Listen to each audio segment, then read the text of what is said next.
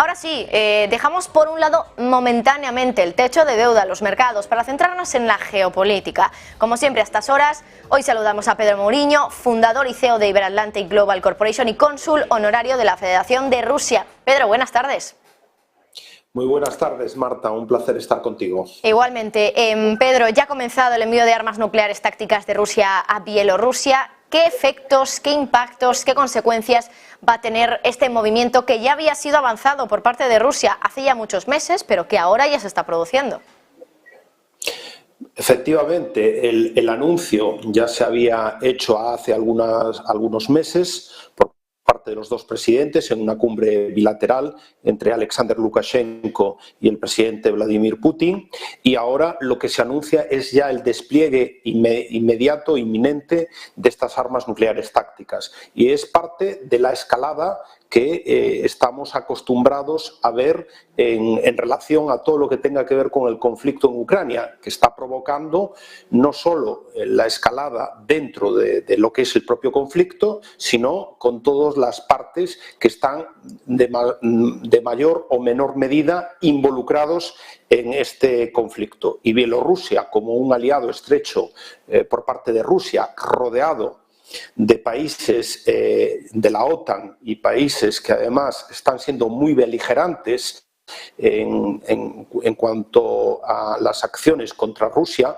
como por ejemplo Polonia o los propios países bálticos, en el caso de Lituania, pues está preocupado por la desestabilización, por intentos de golpe de Estado, como ya hubo en su momento después de las últimas elecciones, y por lo tanto quiere garantizar su seguridad y entiende que una forma de garantizar su seguridad es el despliegue de estas armas nucleares tácticas para evitar la tentación de entrar o de penetrar o de trasladar el conflicto también a la propia Bielorrusia. Pedro, también hoy hemos conocido que Rusia no quiere negociar con Zelensky y vaticina que la guerra va a durar décadas. ¿Cómo lo ves? Bueno, yo creo que eso son declaraciones que se dan en un determinado momento, pero yo creo que la voluntad por parte de Rusia desde el primer momento ha sido estar abierta a la negociación. ¿Qué pasa? Que no se están dando las circunstancias para poder entablar una negociación, y es más, seguimos en todo tipo de escaladas y líneas rojas que se establecían que cada vez se superan con más facilidad.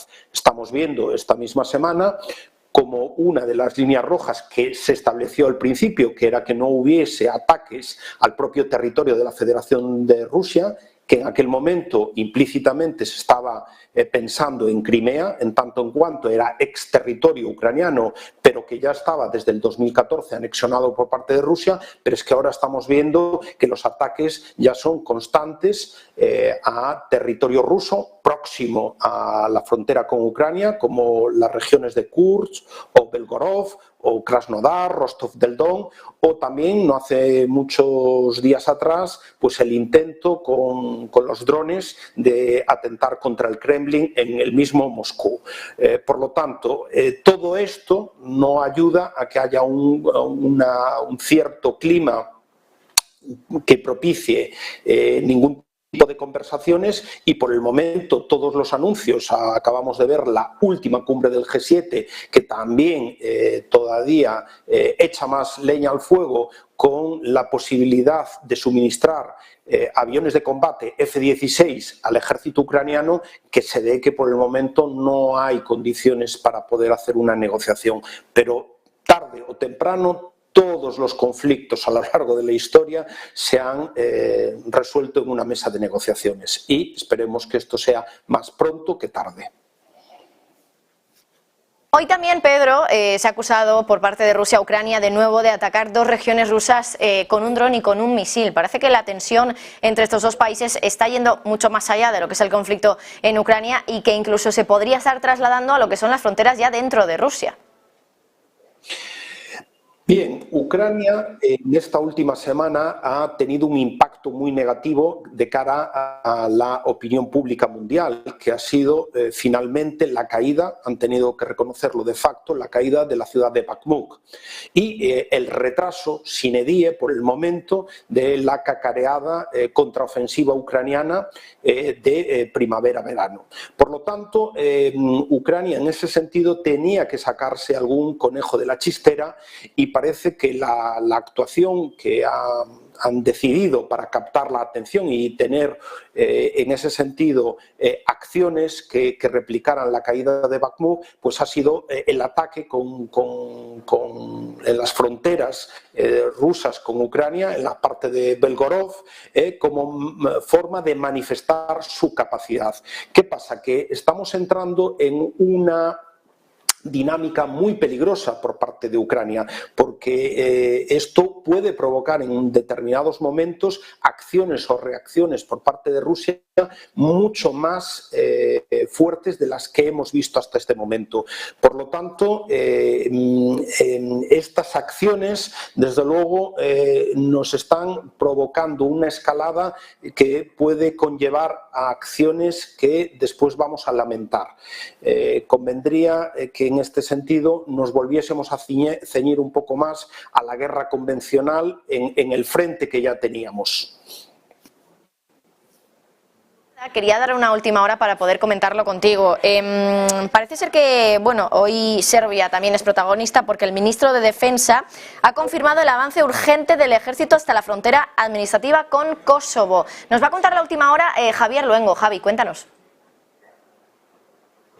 Sí, ¿qué tal, Marta? Muy buenas tardes.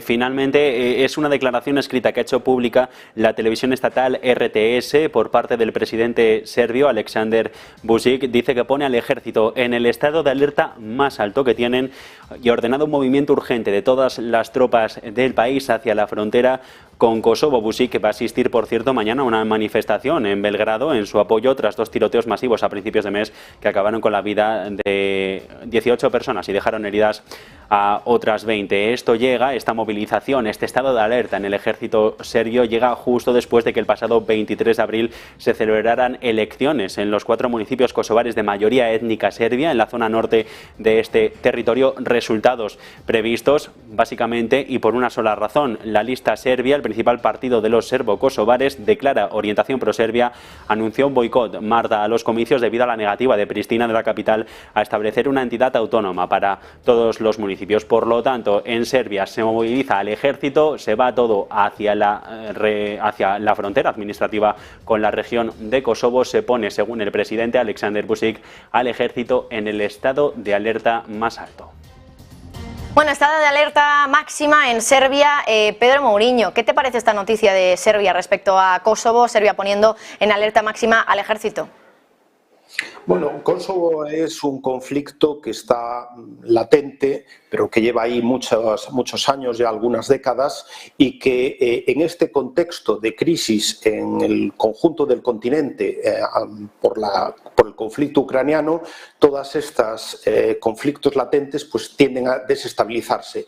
Porque, por ejemplo, aquí lo que se invoca por parte de los países occidentales, que es el derecho a la integridad territorial de Ucrania frente a la llamada ocupación por parte de Rusia de esta parte del territorio, pues es evidente que aquí está pasando lo contrario. Es decir, aquí hay una parte del territorio legítimamente y legalmente reconocida, que es Kosovo, que se ha extendido de facto por parte de Serbia, con el apoyo explícito, porque tiene el reconocimiento de buena parte de los países occidentales, no el caso de España, pero sí de la mayoría de los países occidentales, incluido Estados Unidos, y por lo tanto quien le ha dado alas al separatismo, al independentismo en Kosovo han sido las potencias occidentales, y por lo tanto ese conflicto está ahí latente, y de vez en cuando saltan chispas que provoca este tipo de situaciones.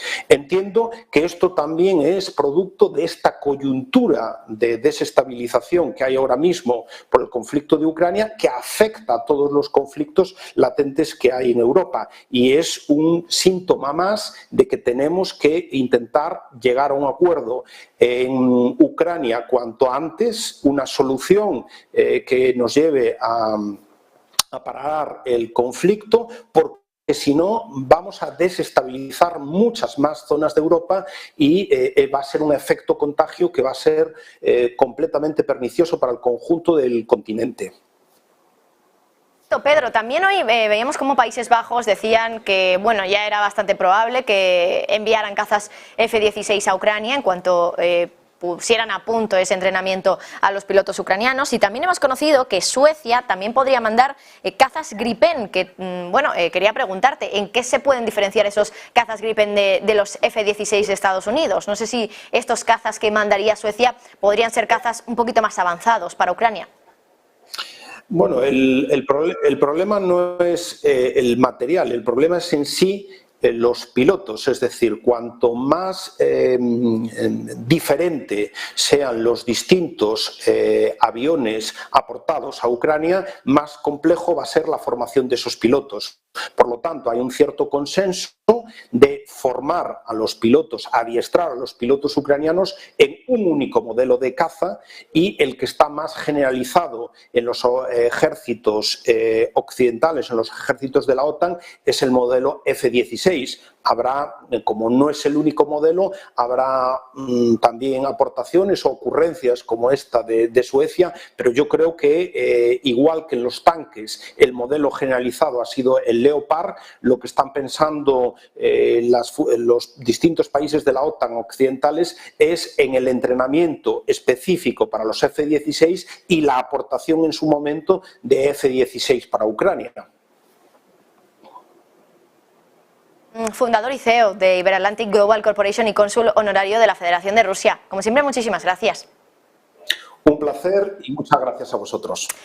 Bueno, pues